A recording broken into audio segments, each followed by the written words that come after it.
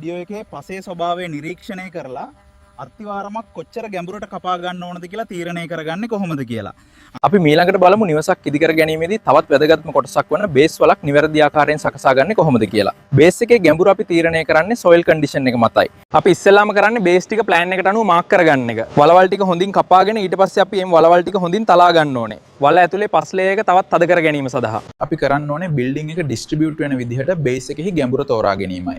Example එකක් විදිහට ගත්තොත් සාමාන්‍ය තනි තට්ටුවේ ගෙදරකට අඩි 2 හෝ අඩි 3 බේස් යූස් කරනවා. තනි තට්ටුවේ ගෙදරකට සාමාන්‍යයෙන් අපි භාවිතා කරන්නේ අඩි 2 හෝ අඩි 3 බේස් යූස් කරනවා. හැබැයි තට්ටු 2 3 යන බිල්ඩින් වලට අඩි 4 සහ ඊට වඩා වැඩි බේස් හොදා ගන්නවා. අපි බේස් net එක බැඳීමට භාවිතා කරන්නේ මිලිමීටර් 10 කම්බි හෝ මිලිමීටර් 12 කම්බිය. net එක බඳිනකොට අපි අඟල් 6ක හෝ අඟල් 8ක පරතරයකින් බැදිය යුතුව කම්බි සයිස් එක තීරණය කරන්නේ බිල්ඩින් එකේ බර අනුවයි. බිල්ඩින් එකේ weight එක අනුව අපිට ඊළඟට හදා ගන්න තියෙන කොලම් shaft එකට යන කම්බි ප්‍රමාණය. කොලම් shaft එකට අපි සාමාන්‍යයෙන් කම්බි 4ක් පමණ යොදා ගන්න.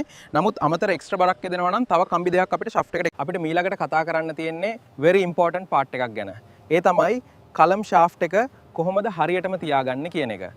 කොලම් ෂාෆ්ට් එක තියෙනකොට අපි සෙන්ටර් ලයින් ටික දාගන්න ඕනේ. බේස් පොයින්ට් එක බේස් වල ඇතුලේ මාක් කරන්නේ අපි දාගන්න සෙන්ටර් ලයින් ක්‍රොක්ස් එකෙන් සෙන්ටර් ලැබේ භාවිත. අඟල් 9 මේ කොලම් සයිස් එකට වැටෙන එකක් නම් සෙන්ටර් පොයින්ට් එකේ ඉඳලා ස්ටයිරප් එකේ කෙළවරට අඟල් 3 බැගින් 4 පැත්තට සමාන ලෙස තියාගෙන බයින්ඩ් කරගත යුතුයි. අපිට ඕනේ අඩි අඩියේ කොලම් එකක් නම් අපි සෙන්ටර් පොයින්ට් එක අපිට ඕනේ අඩි අඩියේ කොලම් එකක් නම් අපි සෙන්ටර් පොයින්ට් එකේ ඉඳලා අඟල් 4මාරක් 4 පැත්තට බැලන්ස් කරගත යුතුයි. මෙම ක්‍රමය very important කියලා කිව්වේ කොලම් ෂාෆ්ට් එක වෙනස් වුණොත් ෆවුන්ඩේෂන් ලෝඩ් අපි මේ පාර්ට් එක very important කියලා කිව්වේ ඒ නිසායි. ෆයිනලි අපි දැන් බේස් කොන්ක්‍රීට් එකට යමු කොච්චර ප්‍රමාණයක් බේස් එක උසට දා ගන්න ඕනද කියලා බලමු. සාමාන්‍යයෙන් අඟල් 6 සිට 9 අතර එකක් දානවා. ලෝඩ් එක වැඩි නම් අපි සාමාන්‍ය අඟල් 9ට වඩා වැඩියෙන් බේස් එක දමා ගත යුතුයි. අවම අඟල් 12ක් උසට බේස් එක දා ගන්න ඕනේ. අපි දාන කොන්ක්‍රීට් අනුපාතයට 1 2 4 අනුපාතයට සාදා ගත යුතුයි. මේවා ජෙනරල් ගයිඩ් විතරයි.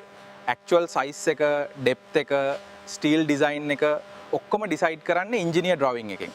අපි ඔයාලට ඊළඟ වීඩියෝ එකේදී කියලා දෙනවා ෆවුන්ඩේෂන් සහ ටයිට් බීම් එක දාගන්නේ කොහොමද කියලා නෑ. තවත් මේ වගේ ලස්සන වීඩියෝ එකකින් අපි නැවත මුණ ගැසෙමු. ඔයාලට වැදගත් කියලා හිතුණා නම් මේ වීඩියෝ එක ෆලෝ කරන්න. ස්තුතියි.